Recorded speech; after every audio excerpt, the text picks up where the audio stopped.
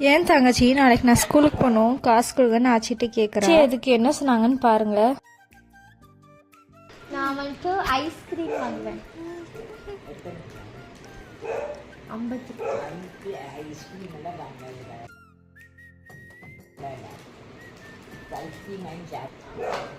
Boost boost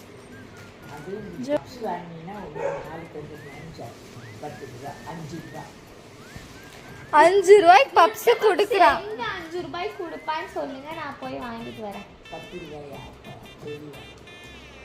1 ரூபாய்.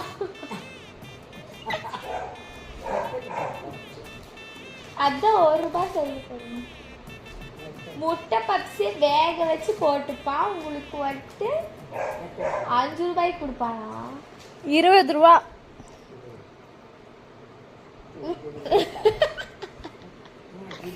இவ்வளோ பெரிய கான்வர்சேஷனுக்கு அப்புறம் ஆச்சி உனக்கு 20 ரூபா தரேன்னு சொல்லியிருக்காங்க.